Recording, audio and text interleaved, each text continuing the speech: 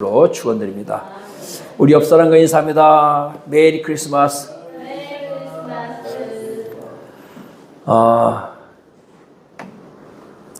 우리나라에 기독교가 들어온 지가 132년 됐다고 합니다. 132년 강화도에 특히 우리 감리교회는 132년이 되었습니다. 꽤 길게 됐죠. 그래서 이 성탄절도 같이 함께 들어왔죠. 같이 함께 들어와서 우리가 지금 같이 성탄절 예배를 함께 드리고 있고, 또 원래 이제 성탄 2부 행사가 항상 있잖아요. 근데 요즘에 이제 성탄 2부 행사가 거의 큰 교회에서는 성탄 2부 행사가 되지만, 사실 작은 교회들은 성탄 행사를 하기 어려울 정도로 그렇게 이제 어려워진 그런 상황입니다. 우리 성탄절 행사 중에서 그래도 가장 있던 것이 없어진 게 하나 있죠. 새벽송 도는 게 없어졌어요. 사실 그때는 이제 새벽송 도는 게 성탄절 행사에 제일 재밌는 게 이제 새벽송 도는 거죠. 우리 청년부 학생부들은 새벽송 돌기 전에 하루 종일 이제 교회에서 놀아요. 저녁 만둣국 끓여줬다 만둣국 먹고 밤새 놀다가 새벽송 돌 시간 되면 그때 새벽에 가지는 않습니다. 딱 자정이 지나면 12시가 딱 지나면 이제 그때 자루 하나씩 메고 가요. 자루 하나씩 메고, 그리고 조를 나눠서 다 돌아다닐 수 없으니까 조로 몇 개를 나누어 가지고 돌아다닙니다. 그러면요, 교회가 우리 교회에만 있는 게 아니잖아요. 그러면 그 새벽에 여기저기서 새벽송 부르는 노래가 정말 온 천지에 새벽송 부르는 노래가 들리는 거예요. 도시는 더합니다. 우리가 그 안산에 있을 때, 그때 이제 마지막으로 이제 그때 부목살 있을 때, 그때 마지막으로 새벽송을 들어왔던 것 같아요. 여기저기서 막 새벽송 부르는 소리가 진짜 온 세상에 다 울려 퍼지는데, 이제는 그게 고성방가라 해서 그게 소음에 이제 피해를 주니까 하지 말라, 이제 법으로 금지가 돼서 지금 이제 못 하고 있죠. 새벽송 가면 노래를 부르면 우리 이제 지금 불렀던 우리 캐롤송 있잖아요. 1절은 다 외웁니다. 일단 왜? 찬송을 안 가져가니까 1절 부르는 거예요. 부르고 나서 언제까지 부르느냐? 나올 때까지. 마지막에 안 나오면 이제 뭘 부르냐? 기쁘다 구주 오셨는데 소리를 바락바락 기쁘다 막 일어나라 이거죠. 그래도 이제 끝까지 안 나오시는 분들이 있어. 그러면 그냥 메리 크리스마스, 새해 복 많이 받으세요 하고 이제 가는 거예요. 물론 그때는 시골 같은 데는요, 기독교인들만, 교회 다니는 사람들만 하는 게 아니고 온 동네 사람들 다 해줍니다. 그러면 어떤 사람도 나와서 선물을 주기도 하고, 뭐 과자라든지 과일이라든지 이런 거 주면 우리가 가져갔던 자리에 담아가지고 오기도 하고, 성도님들 가운데는 선물로 준비하시는 분들은 이제 또 헌금으로 해서 봉투를 해서 이렇게 주시기도 하고, 그러면 그걸 다 가지고 와요. 가지고 와서 밤새 뭘 하느냐? 주일날 아침에 이제 어린이 예배 때, 성탄 예배 때 줄 선물을 다 그걸 가지고 선물을 만드는 거예요. 그래서 다 선물을 분류해서 아이들 줄 거를 이제 다 만들어 놓고, 그러면 이제 자는 거죠. 그렇게 해서 이제 성탄 예배, 성탄절을 지냈는데요. 그리고 성탄절 2부 행사로 우리가 뭐 여러 가지 발표도 하고, 연극도 하고, 찬양도 하고, 뭐 이런 것들. 그런 것들이 우리 어릴 때 추억들이, 이것들이 사실 우리나라는 거의 대부분이 지금 한 50대, 60대, 70대는 다 그 추억이 있어요. 교회 안 다니는 사람들도 언제나 한번 가보느냐? 성탄절 때는 꼭 한번 가보는 게 이 성탄절이었거든요. 발표였거든. 근데 지금은 거의 우리끼리만의 행사로 많이 전락이 되었는데, 그나마도 이제 큰 교회들은 이제 사람들이 있으니까 발표를 하는데, 작은 교회들은 이제 발표도 하지 못하는, 그래서 성탄 예배만 드리고 하는 이제 그런 행사로 이제 바뀌어가고 있고, 점점 더 성탄 행사가 축소돼 가는 게 아쉽습니다. 오늘 여러분, 이 성탄절은 하나님께서 어떻게 보면 우리에게 주신 축복이다. 어떤 축복이냐? 문화적인 전도를 할 수 있는 축복입니다. 왜? 성탄절에 대해서는 사람들이 거부감이 없어요. 세상에 나가보세요. 교회는 검소하게 한다고 이렇게 조그만 출연을 치면 백화점 가보세요. 여러분, 그 성탄 그 꾸미려고 얼마 들어갔겠어요? 수억 들어갑니다. 물론 이제 그것도 하나의 다 판촉의 어떤 홍보의 효과가 있겠지만, 그렇게 백화점에 대해서 수억을 들여서 그렇게 하죠. 그래도 감사한 게, 그래도 세상에서라도 그렇게 해주니까 얼마나 감사해요. 그러니까 그런 데 대한 거부감이 전혀 없어요. 여러분 석가탄신일이라고 백화점에서 막 그 등불 달아주고 그러나요? 안 그러잖아요. 근데 이게 얼마나 좋은 기회예요. 그러니까 우리는 어떻게 보면 더 살려야 됩니다. 이런 성탄절 행사를 더 살려서, 예, 그래서 요즘에는 어떤 교회들은 이 성탄절 때 뭘 하냐, 초청잔치를 해요. 그래서 많은 사람들 초청해서 함께 또 발표회도 하고 또 선물도 드리고, 선물 드려도 전혀 부담이 없고 전혀 주는 사람도 받는 사람도 부담이 없어요. 왜? 성탄 선물이니까. 성탄절에 우리가 선물 다 뭐 선물 교환도 하고 다 했잖아요. 그죠? 그러니까 막 전도대회 해가지고 막 와서 선물 주면 괜히 막 그런데 성탄절날 주는 선물은 누구나가 다 기쁘게 받을 수가 있어요. 그러니까 우리 이런 성탄절을 더 확대하고 더 앞으로도 발전시켜서 우리 문화 선교에 더 여러분 활용할 수 있는 저와 여러분 되시기를 바랍니다. 자, 이제 오늘 말씀을 들어가는데요. 자, 예루살렘이 듣고 소동했다 그랬습니다. 성탄절이 되면 온 세상이 다 소동하잖아요. 그렇죠? 이런 개념입니다. 자, 여러분 예수님이 왜 이 땅에 오셔야 되죠? 우리가 다 설명하면 기니까 짧게 하고 제가 넘어갔습니다. 예수님이 왜 이 땅에 오셔야 되느냐? 그래서 제가 이렇게 오늘은 PPT를 좀 준비해 봤어요. 자, 같이 한번 읽어봅니다. 앞에 PPT 보면 시작. 자기 백성을 그들의 죄에서 구원하시기 위해서 오셨다. 간단하게 넘어갑니다. 우리의 죄를 구원하시기 위해서 이 땅에 예수님께서 오셨습니다. 자, 그럼 구원의 과정을 함께 볼 텐데요. 빌립보서 2장 6절 말씀과 7절 말씀, 8절 말씀 우리 같이 함께 한 목소리 크게 읽어봅니다. 시작. 그는 근본 하나님의 본체시나 하나님과 동등됨을 취할 것으로 여기지 아니하시고 오히려 자기를 비워 종의 형체를 가지사 사람들과 같이 되셨고 사람의 모양으로 나타나사 자기를 낮추시고 죽기까지 복종하셨으며 그는 곧 십자가에 죽으셨습니다. 아멘. 자, 빨간 글씨만 읽어볼까요? 시작. 하나님의 본체시나 사람들과 같이 되셨고 십자가에 죽으셨습니다. 예수님께서는 하나님이셨어요. 하나님이 뭐같이 사람들과 같이 되셨다 그랬는데 사람으로 이 땅에 오신 겁니다. 어떤 사람들은 속에는 신이고 겉에는 껍데기는 인간이었는데 그건 아니에요. 그러면 하나님이 우리를 기만하는 거예요. 하나님 본인 스스로가 정말로 우리 사람과 같이 되셨어요. 왜? 오직 사람만이 우리 죄를 대신할 수 있으니까. 그리고 십자가에 죽으셨어요. 죽으심으로 말미암아 우리의 죄를 대속하신 겁니다. 그 다음에 우리 마태복음 1장 20절 말씀 같이 읽어봅니다. 시작. 이 일을 생각할 때에 주의 사자가 현몽하여 이르되 다윗 자손 요셉아 내 아내 마리아 데려오기를 무서워하지 말라. 그에게 잉태된 자는 성령으로 된 것이다. 왜 예수님께서 우리의 죄를 대속할 수 있냐? 구약시대 때는 여러분 양이 우리 죄를 대속했어요. 그래서 매년 대속절날 7월 10일 대속절이 되면 양 한 마리, 나를 위해서 대신 죽을 양을 한 마리 데리고 제사장 앞에 갑니다. 제사장 앞에 갑니다. 그러면 그 양을 누가 잡느냐? 제사장이 양을 잡는 게 아니라 내가 잡아야 돼요. 그래서 그때는 양 잡는 요즘으로 말하면 과외도 있었답니다. 어떻게 양을 잡는지. 그 양을 잡아서 그 피를 드리고 그리고 그 양을 각을 떠서 번제로 드리는 거예요. 매년 한 번씩. 그 양을 데리고 가면 제사장이 내 머리에 손을 얹고 양의 머리에 손을 얹고 속죄의 기도를 합니다. 그러면 저의 1년 동안 지었던 우리의 죄가 어디로 넘어가요? 양에게로 넘어가요. 그 양이 죽는 거예요. 양이 나를 위해서 대신 죽는 거예요. 이게 대속입니다. 그러니까 그래서 우리가 예수님 어린 양이라고 그러잖아요. 왜 어린 양이라고 해요? 우리의 죄를 위해서 대신 죽었기 때문에. 아멘? 그래서 대신 죽어야 되는데 흠 없는 어린 양을 제물로 드렸는데 우리 인간이 인간을 대신할 수가 없어요. 우리는 왜? 전부 다 원죄를 가지고 태어났기 때문에. 그래서 죄 없는 흠 없는 어린 양. 그래서 성령으로 잉태된 것입니다. 죄 없는 제물이 되시기 위해서 성령으로 잉태되었어요.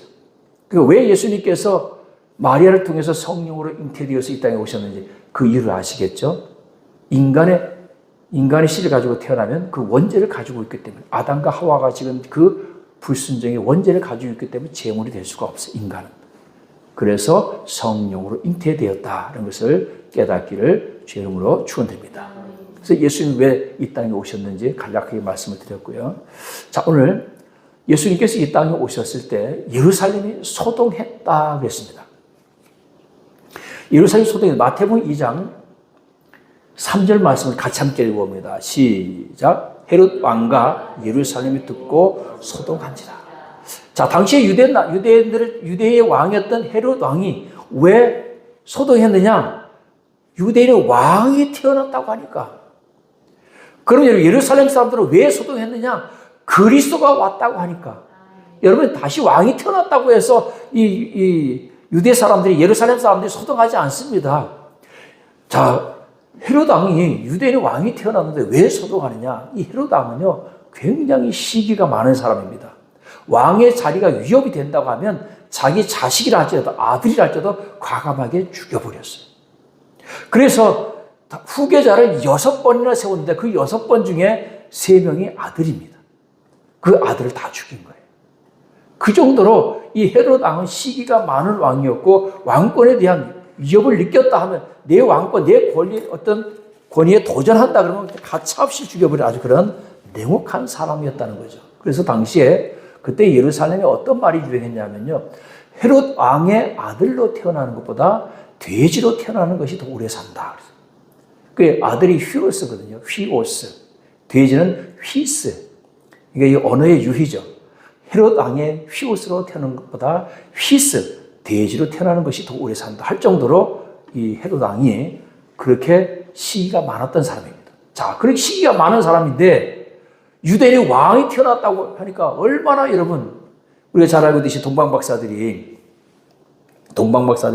예루살렘에 와가지고 유대인의 왕이 태어났는데, 유대인의 왕이 태어난 그 왕을 우리가 왔다. 유대인의 왕은 나시니가 어디 계시냐 하니까 놀랄 수밖에 없죠.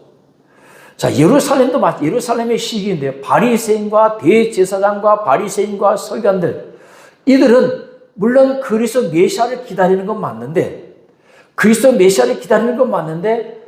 예수는 아니다라는 것이죠. 그래서 그들은 이 메시아 그리스도 예수님을 인정하지 않습니다. 하나님의 아들로 인정하지 않아요.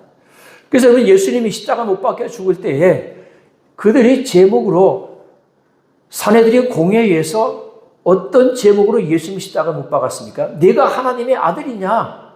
그래, 내가 말한 그가 바로 나다. 내가 하나님의 아들이다. 그러니까 대제사장이 옷을 찢고, 어찌 무슨 말이 더 필요하냐? 무슨 증거가 필요하냐? 하면서 예수님을 신성모독으로 사형 언도를 내린 겁니다. 오늘 사랑하는 여러분, 대제사장, 서기관, 바리새인들은 자기들이 가지고 있던 종교적인 기득권과 어떤 권리, 이러한 것들 때문에 예수님을 메시아로 그리스도 인정하지 않았지만, 그러나 세상은 달랐어요. 우리가 잘 알고 있는 바디메오는 다윗의 자손이요 그랬어요. 여러분, 다윗의 자손 예수여라고 하는 것은 즉 그리스도요, 메시아여라고 하는 거예요. 요즘으로 하면 주여, 아버지, 하나님 아버지요, 주여 하는 것과 같은 거예요. 주여, 나를 불쌍히 여기소서. 지금 바디메오가 예수님에게 다윗의 자손 예수여 이렇게 하는 것은 하나님, 예수여, 주여 이렇게 부르는 것과 같다는 겁니다. 마태복음 8장 29절에 보면 그들이 소리질러 이르되 하나님의 아들이여 우리가 당신과 무슨 상관이 있나이까. 누가 이 얘기한 거? 귀신이. 무덤 사이에 살고 있는 이 귀신이요, 예수님이 다가가니까 하나님의 아들이요 우리가 당신과 무슨 상관이 있나이까. 마가복음 5장 7절에도 보면 큰 소리로 부르짖어 이르되 지극히 높으신 하나님의 아들 예수여 나와 당신이 무슨 상관이 있나이까. 따라서 합니다. 귀신들도 귀신같이 안다.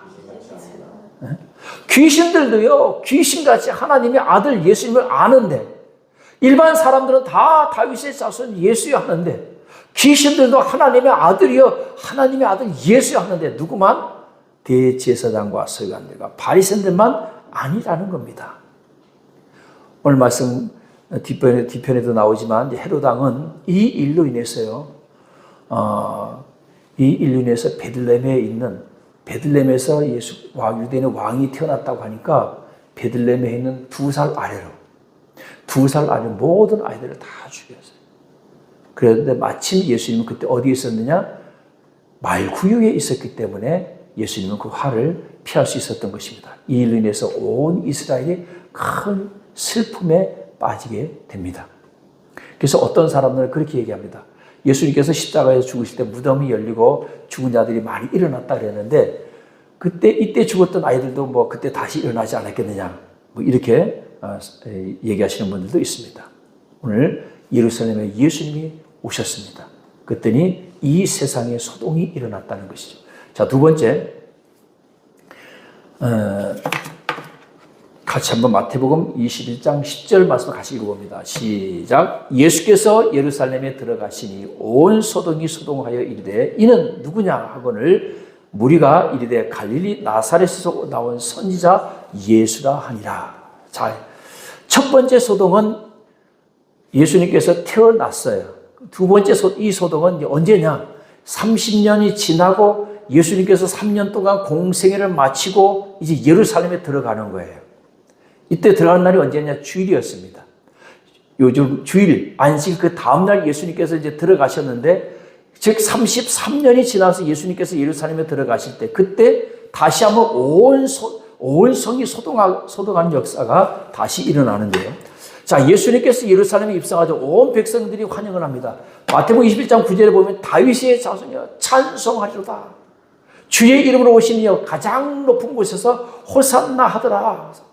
예수님께서 나귀를 타고 가실 때 많은 사람들이 자기의 겉옷을 깔고 종려나무 가지를 베어서 길에 펴니다. 자, 이것은 이렇게 하는 건 두 가지 의미가 있습니다. 첫째는 장군이 전쟁터에 나갔다가 승리하고 돌아올 때 환영하는 행사를 할 때 이렇게 합니다. 사람들이 겉옷을 벗어서 그 위에 깔고 종려나무를 가지를 베어서 길에다 펴니다. 환영하는 거예요. 두 번째는 왕의 대관식 때, 새로운 왕이 세워질 때, 즉 다시 말하면 여러분 예수님이 가시는데 이렇게 한다는 얘기가 무슨 얘기예요? 왕으로서, 유대인의 왕으로서 이제 예수님께서 예루살렘에 입성하면 로마 군대를 몰아내고 이스라엘의 독립을 이루어 주실 분으로 그들은 환영을 한 겁니다. 이거다 우리는 동상삼몽이다 그러죠. 동상이몽이 아니고 예루살렘 사람들과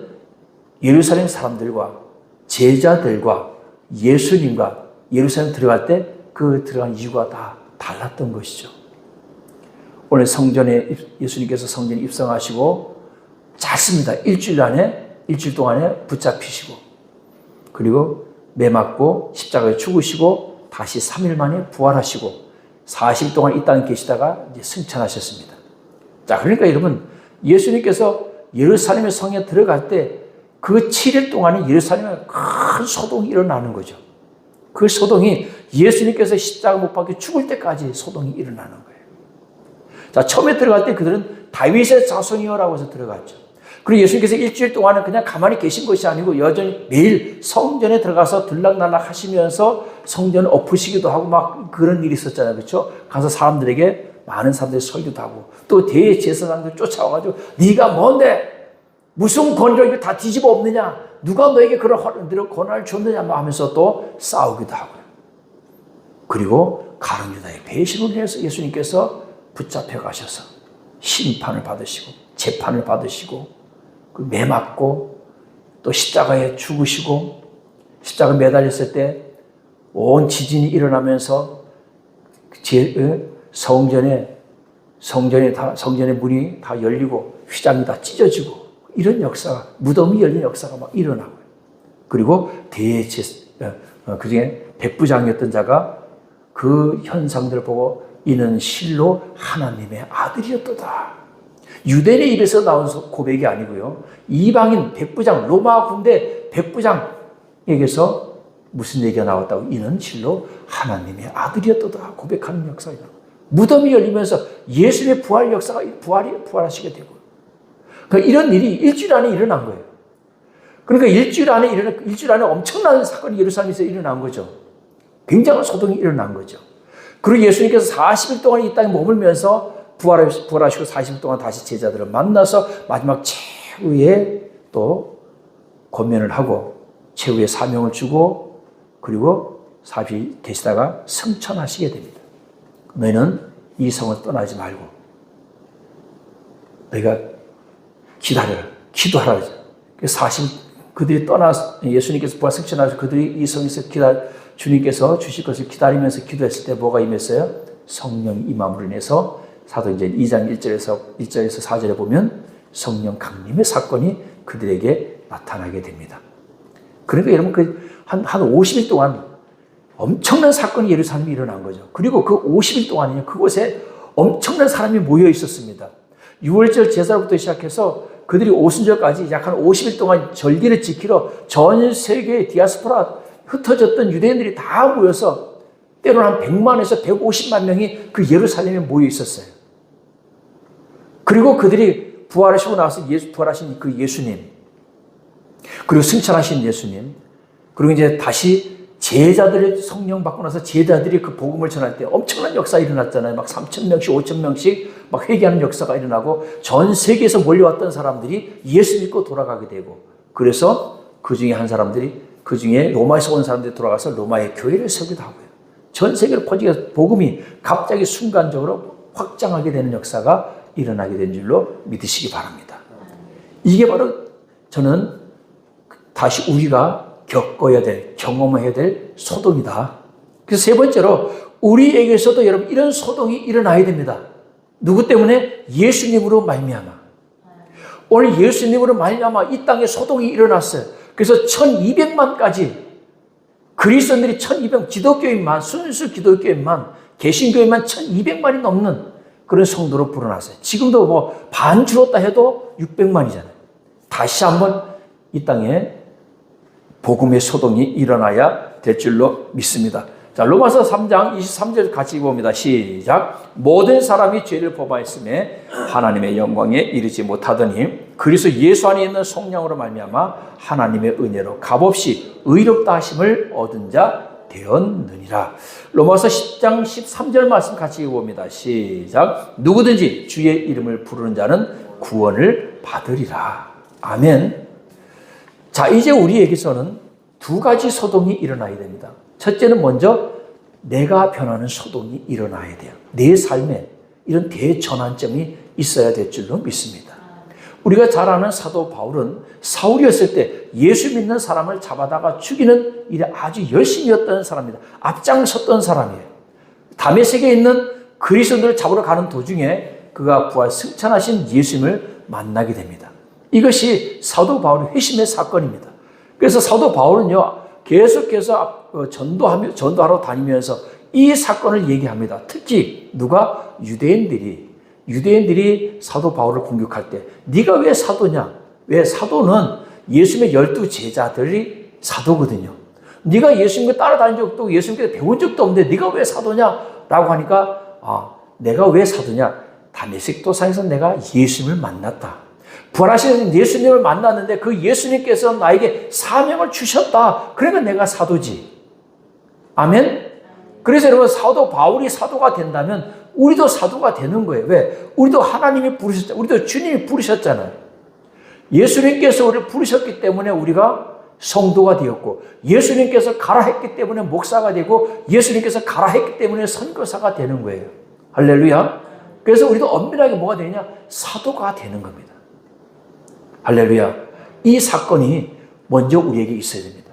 개인의 소동이 있어야 돼요. 인생이 변화되는, 완전히 바뀌게 되는 그런 소동이 있어야 됩니다. 그러니까 그런 소동이 내 안에 한번 닥치게 되면 어떤 사람은 서울대 법대를 나온다든지, 서울대 의대를 나오고 의사가 되었다든지, 판사가 되었다든지 이런 분들이 자기의 직을 내려놓고, 왜? 내가 아니어도 의사할 사람 많아. 내가 아니어도 판사할 사람 많고, 내가 아니어도 공무원 할 사람 많아. 그렇지만 내가 아니면 누가 복음을 전하겠느냐. 이런 사명감을 가져야 될 줄로 믿습니다. 그러니까 이런 사명감을 가진 사람들이 목사가 되고, 이런 사명감을 가진 사람들이 선교사가 되어서 전 세계로 나아가서요. 전 세계로 나가서 정말 열악한 환경 속에서 목숨을 걸고, 그런 또 풍토병과 또 신기하더라고. 같은 땅이라고 해서 다 우리가 살아가는 게 아니고 그 땅에 풍토병이 있다고 말이에요. 그러니까 그 풍토병 때문에 어떤 선교사님은 자녀를 잃기도 하고, 어떤 선교사님은 본인이 병들어서 고통을 겪기도 하고, 또 생명을 잃기도 하는 그런 것까지도 무릅쓰면서 또는 박해를 무릅쓰면서 순교를 무릅쓰면서 죽음을 두려워하고 가는 왜? 주님이 가라 하셨기 때문에. 그래서 여러분 그런 죽음을 감내하고 감당했던 그 선교사님들에 의해서 지금 이곳에 우리가 한국의 교회가 있는 거예요. 우리 한국교회 초대교회 때도 아펜젤러라든지 이런 선교사들이 오면서 많은 선교사들이 와서 순교를 했습니다. 그들이 그 미국 땅에서 왜 이 나라에 와서 순교했을까요? 다른 거 없습니다. 주님이 가라 했기 때문에 그 말씀에 순종하고 온 거예요. 이 나라 여기 있는 죽어가는 하나님의 영혼들을 구원하시기 위해서. 할렐루야. 이게 바로 뭐죠? 예수님께서 사셨던 그 삶을 우리가 그대로 살아가는 것이죠. 이렇게 우리가 살아갈 때 예수님께서 이 땅에 오신 정말 성탄의 큰 기쁨, 예수님이 이 땅에 오신 그 큰 의미가 이루어지는 겁니다. 그러니까 예수님께서 무엇을 보실 때 가장 기뻐하시겠어요?